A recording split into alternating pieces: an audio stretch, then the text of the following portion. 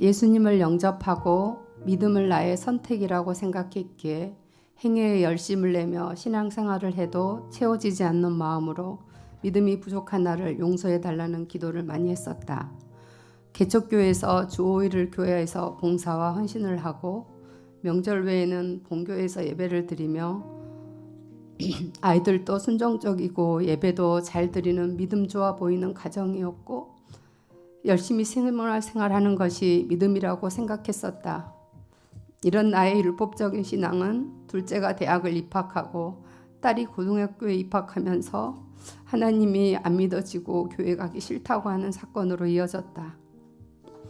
하나님을 떠난 두 아이들과 안타까운 마음과 갈등은 계속되었고 싸우기 시작했다. 남편도 예배에 대한 기쁨도 사라져 코로나를 기점으로 교회에 안 나오면서 남편을 향한 원망과 불평으로 미묘한 갈등은 계속되었다. 이 모든 것이 믿음도 내가 선택하고 율법적인 신앙으로 인한 가족의 마음앓이라는 것을 깨닫지 못한 채 오래 다니던 교회를 옮기며 봉사도 안 하고 주일 예배만 드리면서 늘 불안과 죄의식에 시달렸던 내가 우리 교회에 와서 아들과 딸과 함께 로마서 강해를 통해 믿음은 나의 선택이 아닌 하나님의 열심, 전적인 하나님의 은혜라는 사실을 깨닫고 죄의식에서 벗어나 조건 없는 주님의 구원의 은혜를 새롭게 깨달으며 감사와 진정한 평안을 얻었다. 목사님의 설교 말씀 중 자녀들에 대한 말씀은 내게 신선한 충격으로 다가왔고 율법적인 나의 신앙생활로 힘들었던 아이들과 나를 사랑해주는 남편이 보이기 시작했다.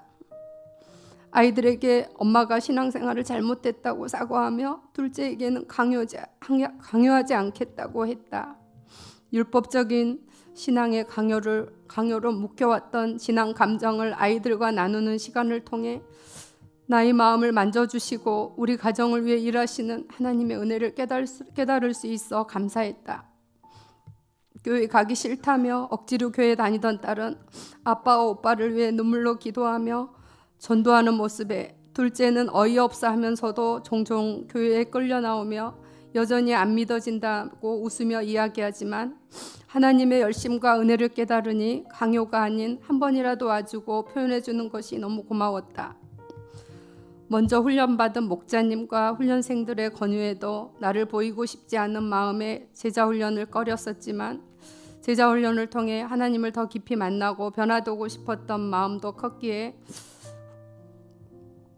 훈련받으며 여전히 변화되지 않는 모습에 그만두고 싶은 갈등과 좌절로 힘들었던 시간도 있었지만 나의 행위와 노력이 아닌 은혜로 살아갈 수밖에 없음을 안타까워하시며 열정적으로 반복 강의하시는 목사님과 사모님의 잔잔하면서도 깊은 내면을 만져주시는 강의는 나를 향한 안타까운 하나님의 사랑, 포기하지 않으시는 하나님의 열심, 잔잔한 하나님의 사랑을 깨닫게 되었다. 가정을 향한 남편의 헌신과 사랑이 보이니 불평이 사라지고 가정의 감사를 회복하게 되었다. 내 기준으로 남편을 정죄하려는 마음도 이해 안 되는 일들로 넘어질 때도 있지만 오래 나를 지배하지 않는다.